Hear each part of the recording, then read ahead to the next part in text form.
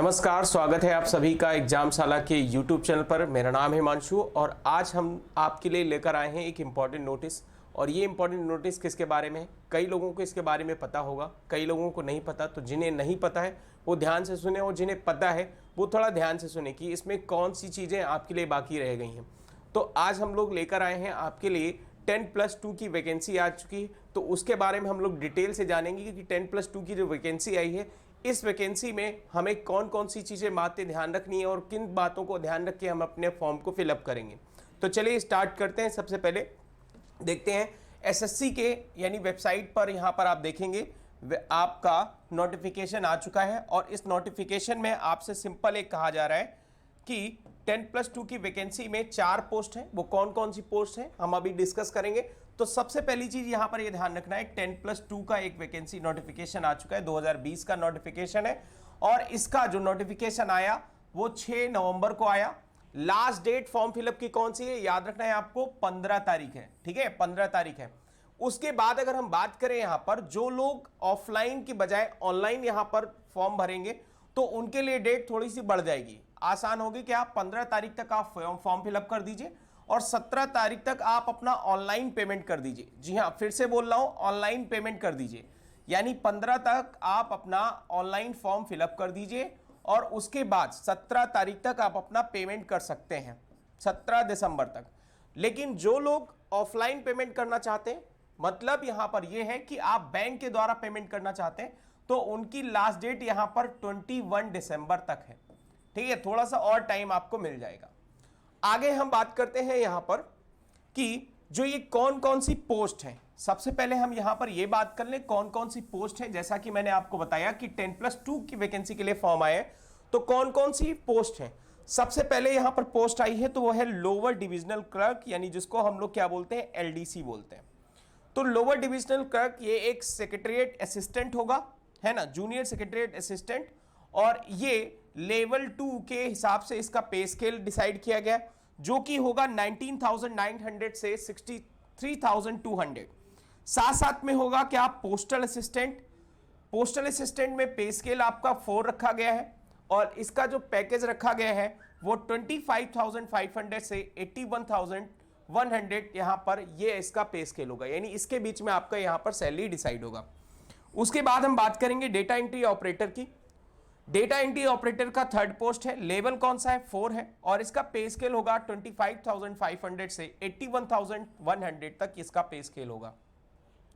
साथ साथ में लेवल 5 भी है इसी में, और लेवल 5 का जो यहां पर पे स्केल है वो 29,200 से 92,300 तक इसका पे स्केल है। ठीक है, आगे बात करते हैं, एक और पोस्ट है जिसका है डेटा एंट्री ऑपरेटर। यानी इससे पहले डेटा एंट्री ऑपरेटर में स्केल 4 था, स्केल 5 था, और यहां पर आपका देखोगे पे लेवल 4 है।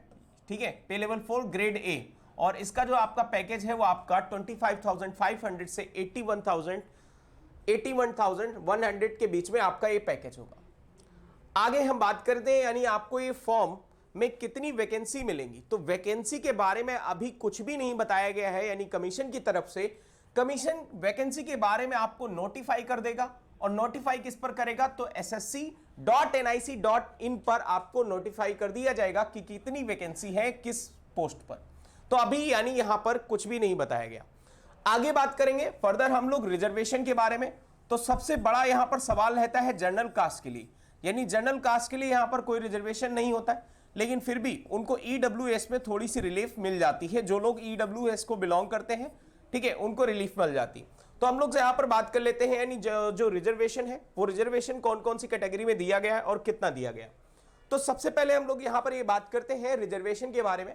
देखिए, सबसे पहले यहां पर हम ये जानते हैं कि अगर आप फॉर्म भर रहे हैं तो एज लिमिट सबसे ज्यादा इंपॉर्टेंट है। क्या इंपॉर्टेंट है, एज लिमिट।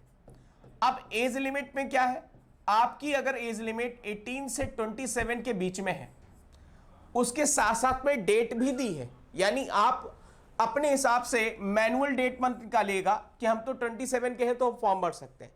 कमीशन ने आपको बाकायदा डेट दी है, तो डेट क्या है, यानी 2/1/1994 से 1/1/2003 तक के बीच में अगर आपका डेट है, डेट ऑफ बर्थ है, तो ही आप फॉर्म भर सकते हैं, तो ही आप एलिजिबल हैं। अदरवाइज अगर आप SC/ST कैटेगरी से हैं, मतलब अगर ये सिर्फ और सिर्फ 18 से 27 ये सिर्फ जनरल कैटेगरी के लिए है, ठीक। लेकिन अगर SC/ST है तो 5 साल का रिलैक्सेशन आपको और मिल जाएगा। OBC से है तो 3 साल का और रिलैक्सेशन, साथ साथ में PWD है, अनरिजर्व है, तो आपको यहां पर 10 साल का है।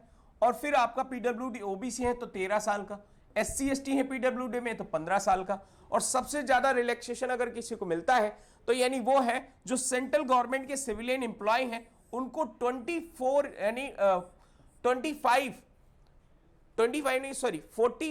ईयर्स तक वो क्या कर सकते हैं, फॉर्म भर सकते हैं, ठीक है। तो यानी उनको काफी ज्यादा रिलैक्सेशन यहां पर मिलेगा।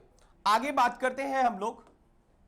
सबसे पहले यानी जब आप फॉर्म भरेंगे तो फॉर्म में एक चीज याद रखना है आपको, वेबसाइट कौन सी इस्तेमाल करनी है। तो वेबसाइट आपको यहां पर http यानी ssc.nic.in पर आपको जाके ऑनलाइन रजिस्ट्रेशन करना होगा।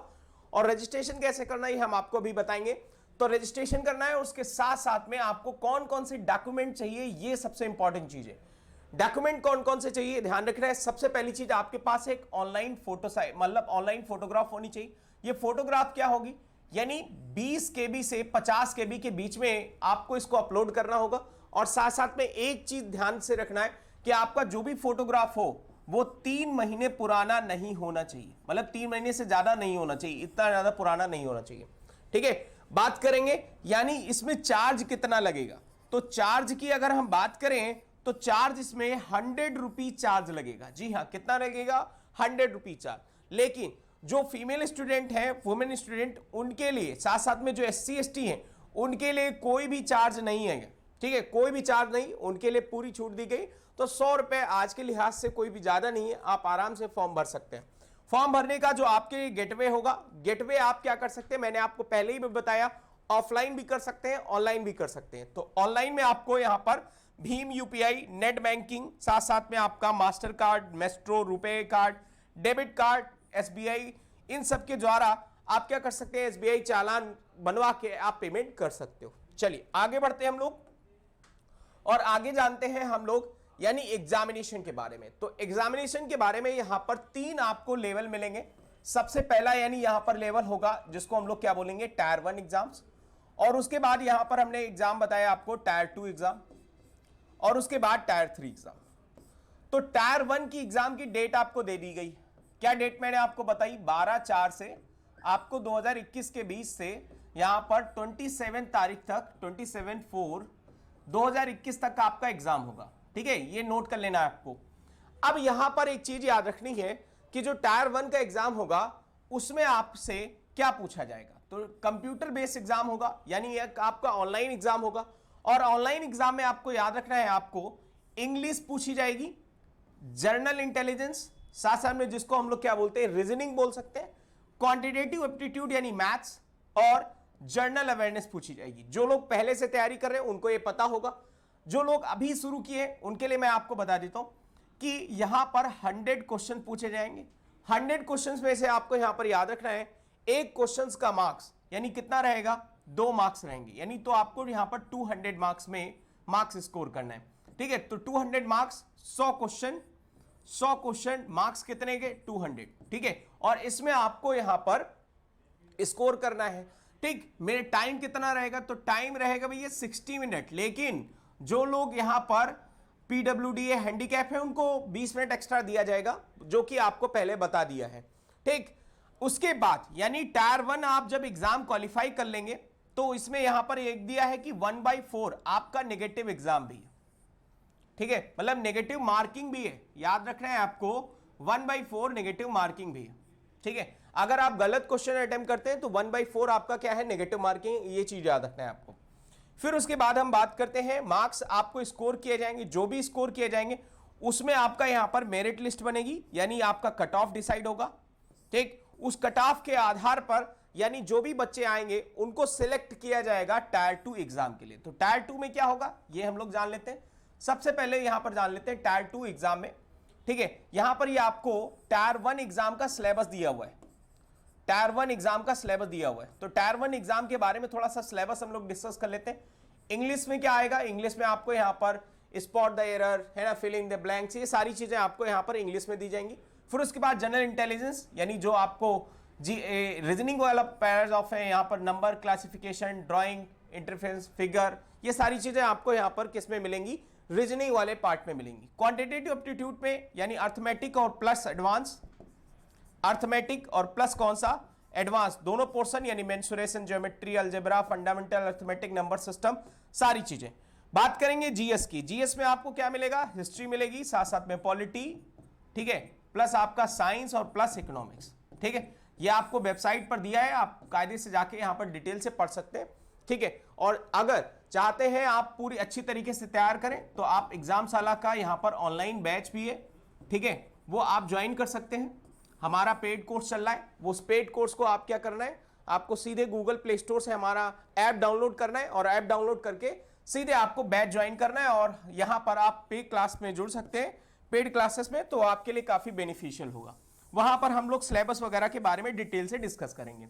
चलिए आगे बात करते हैं हम लोग, आगे क्या बात करते हैं, टीयर 2 एग्जाम्स की। तो टीयर 2 एग्जाम, जैसा कि मैंने आपको यहां पर बताया कि आपका यहां पर जो टायर 1 में एग्जाम में देखेंगे, टायर 1 एग्जाम में जो क्वालिफाइड पर्सन होंगे उनको सिलेक्ट किया जाएगा टायर 2 एग्जाम्स में। इसमें क्या होगा, यानी डिस्क्रिप्टिव पेपर होगा, और ये डिस्क्रिप्टिव पेपर कितने मार्क्स का होगा, 100 मार्क्स का होगा। 100 मार्क्स का होगा, 1 घंटे आपको दिए जाएंगे, 20 मिनट एडिशनल दिए जाएंगे, यानी जो पर्सन एलिजिबल है उसके लिए। यहां पर आपको जस्ट एक क्वालिफाई करना होगा, 33% आपको मार्क्स यहां पर लाने होंगे। ये डिस्क्रिप्टिव पेपर आप किसी भी भाषा में लिख सकते हो, यानी वो ऐसी भाषा जो आपको शेड्यूल 8 में दी गई, तो किसी भी भाषा में आप लिख सकते हो, हिंदी, इंग्लिश वगैरह जो भी आपको यहां पर जो सुटेबल लगे उसमें। इस यानी टायर 2 में जो सिलेक्टेड पर्सन होगा, 33% से ज्यादा स्कोर मार्क किया होगा, उसको सिलेक्ट किया जाएगा टायर 3 एग्जाम के लिए। और ये होगा एक स्किल टेस्ट, ठीक है, ये होगा क्या, एक स्किल टेस्ट और साथ साथ में यहां पर टाइपिंग टेस्ट। तो स्किल टेस्ट यानी किसके लिए होगा, जो डेटा एंट्री ऑपरेटर है उनके लिए क्या होगा, स्किल टेस्ट होगा, याद रखना है आपको, ठीक है। और जो यहां पर स्किल टेस्ट मतलब इसमें क्या होगा, टाइपिंग स्पीड देखी जाएगी, आपकी टाइपिंग स्पीड कितनी है उसके बारे में यहां पर देखा जाएगा। और टाइपिंग स्पीड में आपको पता होना चाहिए, यानी 35, यहां पर आपको 35 वर्ड पर मिनट आपको टाइप करने होंगे, कौन से फॉर्मेट में, इंग्लिश फॉर्मेट पे, और 30 वर्ड पर मिनट आपको हिंदी में टाइप करने होंगे।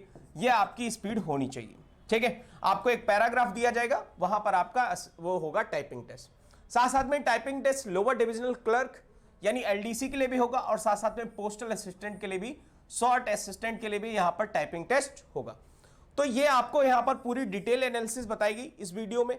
और इसके अलावा अगर भी आपको कोई भी प्रॉब्लम रहती है फॉर्म भरने में, तो आप हमारे कमेंट सेक्शन में क्वेश्चन पूछ सकते हैं, अगर जरूरत पड़ेगी तो हम आपकी हेल्प करेंगे, ठीक है।